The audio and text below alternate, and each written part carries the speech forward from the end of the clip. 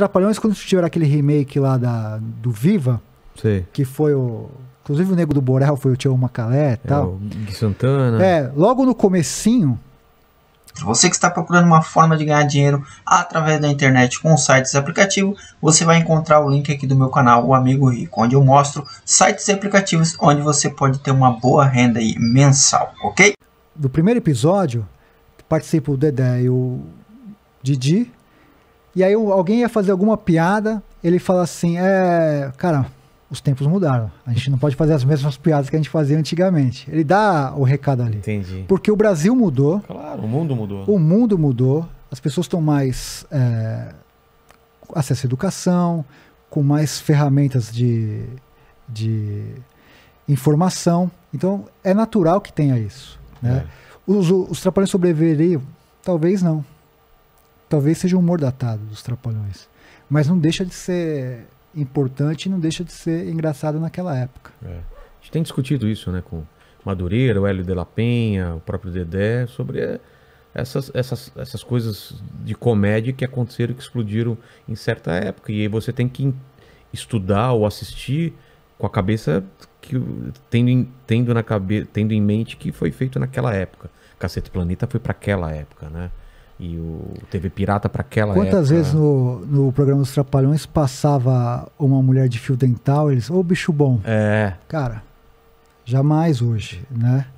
E você vê que era engraçado que os Trapalhões, eles eram do domingo à noite. Você fala assim, não tem nada a ver com criança, com horário de criança. Cara.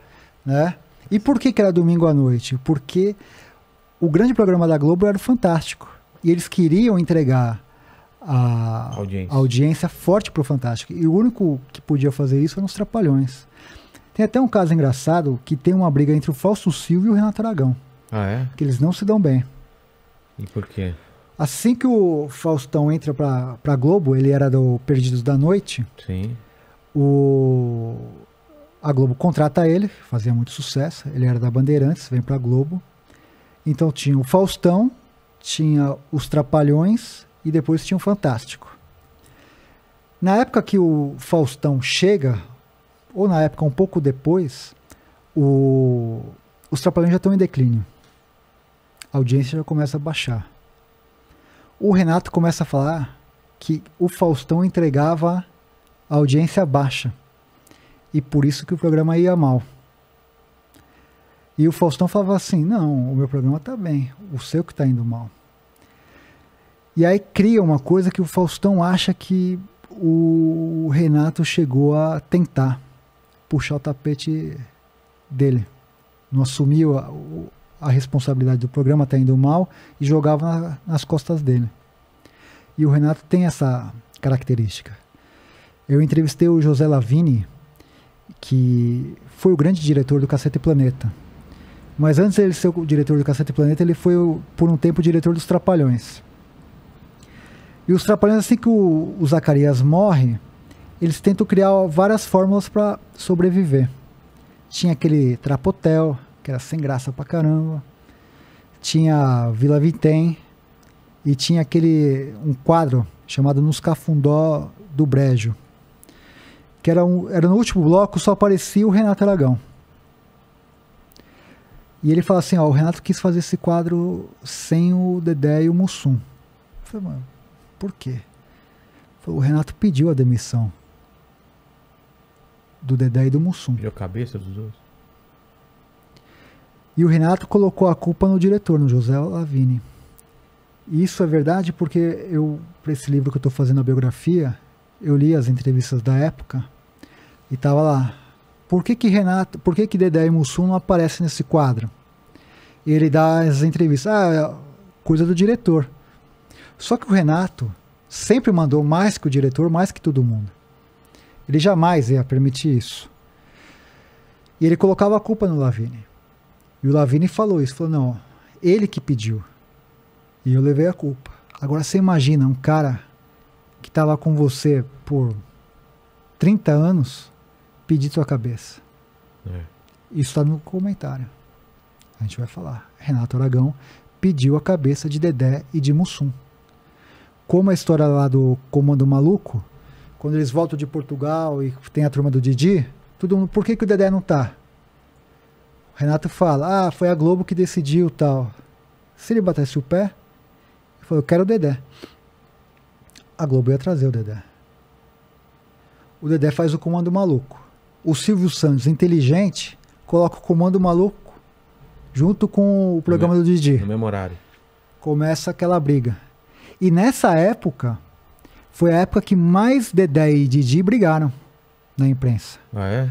Se você pegar as entrevistas que o Dedé falou do Renato nessa época, cara, ele arregaça. Arregaça. Só que o Comando Maluco começa a incomodar. O que, por exemplo? Que era traidor, que o Renato virou as costas. E fez isso mesmo. Ele não admite, mas fez isso. E aí o Comando Maluco começa a incomodar o programa do Didi. Falou, qual que é o jeito de fazer isso? Traz o Dedé de volta. Ele foi forçado a trazer o Dedé. Aí o Dedé faz a participação lá e acaba o Comando Maluco. Entendi. Mas foi tudo isso, entendeu? Daí você fala, essa amizade é uma amizade verdadeira? Não. Não é verdadeira. Essa briga toda por causa desse documentário, assim que começou a ter essas polêmicas todas, o Renato pagou uma passagem de avião pro Dedé, falou, vem pra cá. Ó, a partir de agora nosso discurso é esse aqui, ó, contra o Rafael. Beleza, beleza. Tamo fechado? Tamo fechado. E aí rompeu.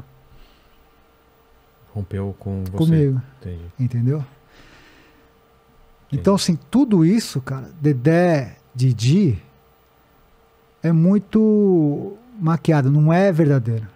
Você vê, se você olhar todas as entrevistas do Dedé, do jeito que ele fala do Renato, é um jeito um pouco mais frio, você vê a expressão corporal, o jeito que fala, tal. É diferente de quando ele fala do Mussum, que brilha o olho dele, não sei o que, do próprio Zacarias.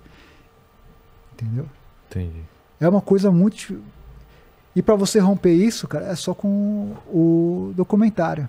De falar assim. E não é colocar um contra o outro.